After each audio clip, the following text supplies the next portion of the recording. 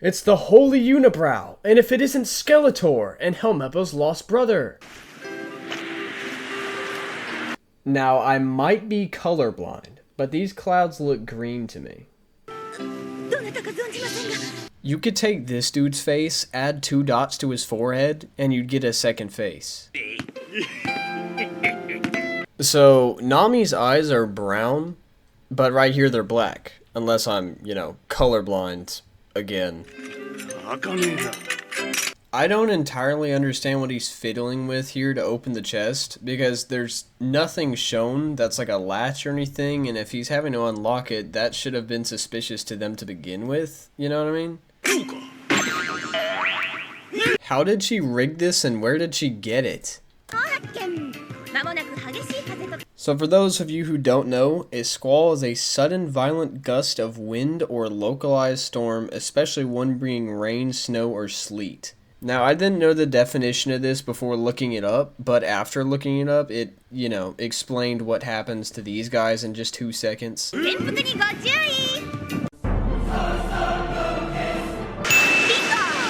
And by very soon, she meant in the next 10 seconds. It doesn't take a meteorologist to see that a, cloud full of the wrath of God is coming just 5 feet away. I've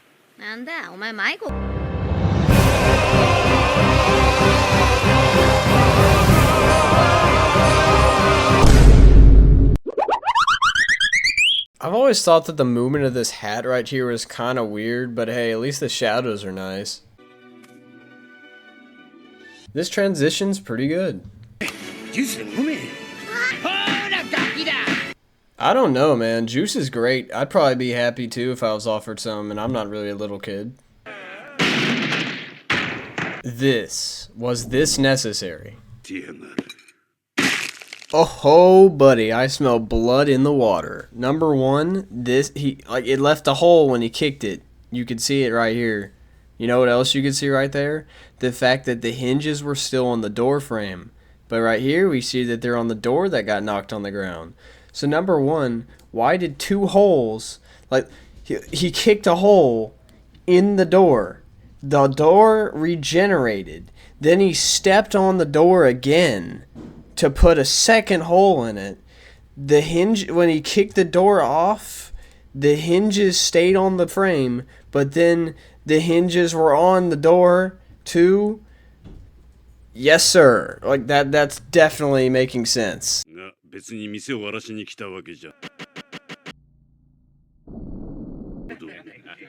Why are all the bandits dressed like mummies? Because everyone knows higher bounty means more alcohol is needed. Also, you'd expect these guys to know who the red-haired pirates are, but, I guess they're mountain pirates. Maybe they live under a rock. Or, a mountain.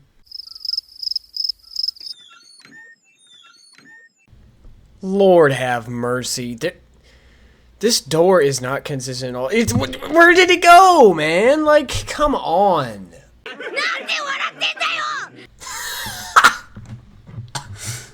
I'm gonna die.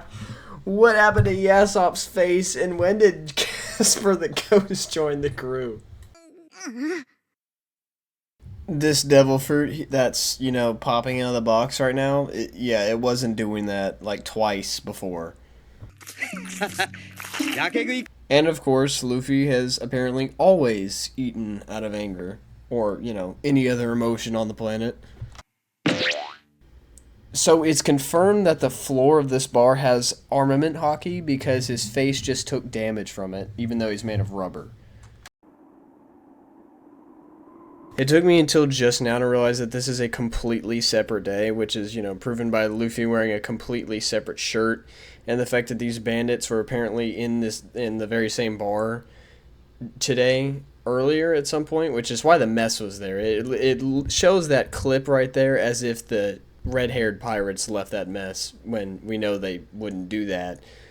But also, I finally caught it. I knew it'd be there. I was looking at those shelves thinking, okay, surely they're not going to pay attention to it and put the right plates, the 7 plates and then the 3 cups there, and lo and behold, I was correct. You know, maybe since it's a separate day, like I said, they just rearranged the shelves.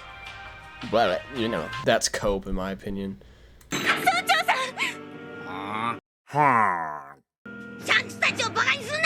You can see that Luffy spilled his juice right here out of frustration. The mayor unironically looks like Mr. Three's dad.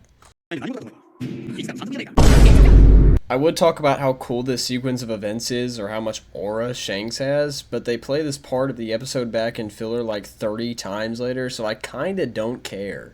We get it. Luffy gets his inspiration from this guy. Okay, though I will at least say how funny it is that he didn't even have to fire his gun. And, look at this, they even lay like mummies. I'm sorry, I just cannot believe that in any world, none of the red-haired pirates use their observation hockey, especially Yasopp back there, to see where he went through the smoke screen. Like, I'm sure that's not necessarily just how it works, but at the same time, it literally is. Yeah, Beckman, that seems to be a recurring theme among you right-hand men. The first time I ever watched this episode, I was just immediately blown away by how quickly this guy got out to sea. The series kind of flip-flops on what exactly happens when a devil fruit user is submerged in water like this, but usually they're just straight up paralyzed and sink to their death. And for the same reasons as noted before, I'm not going over Shanks' heroic act.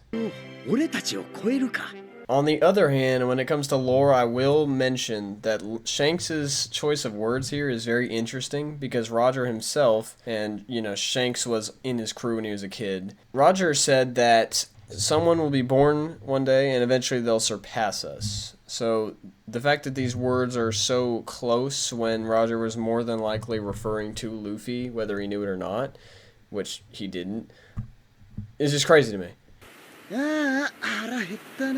This has got to be one of the most common lines in the entire show. The bird just sliding across the sky. I can't, man.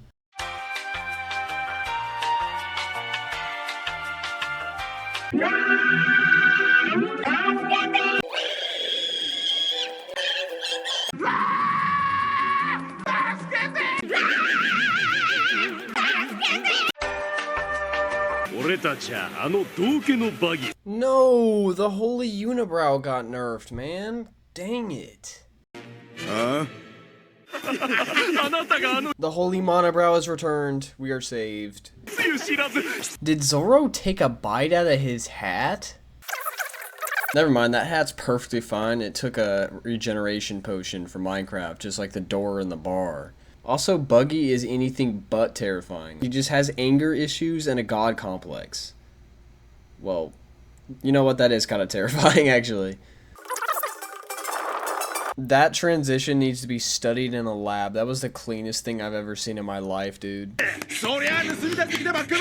Well, at least now we know that Buggy himself didn't steal the chart, and that they just did it recently. That still doesn't answer how exactly they managed to do so, but I guess Captain Morgan wasn't the most competent of officers. It doesn't really mean much, but this bird has a shockingly similar color scheme to Pegasus from Skypiea.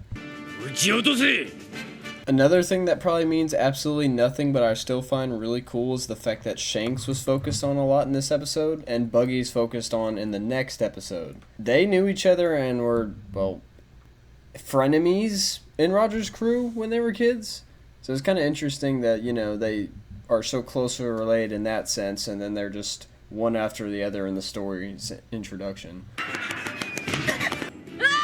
The bird just took a cannonball and just kept going. That guy's a unit, bro. Okay, there's absolutely no way she doesn't think he's just stalking her now. Episode 4 was mainly focused on expanding Luffy's backstory a little bit, introducing Shanks' character and pushing the story forward, even if only slightly. I enjoyed this episode a lot. I mean, it was fun to dive into, lots of little things to catch and funny things to call out. If you made it to the end, I appreciate you, and I hope that this is worth watching. The next episode is where Buggy gets really unpacked, so hopefully I'll see you then. Until next time.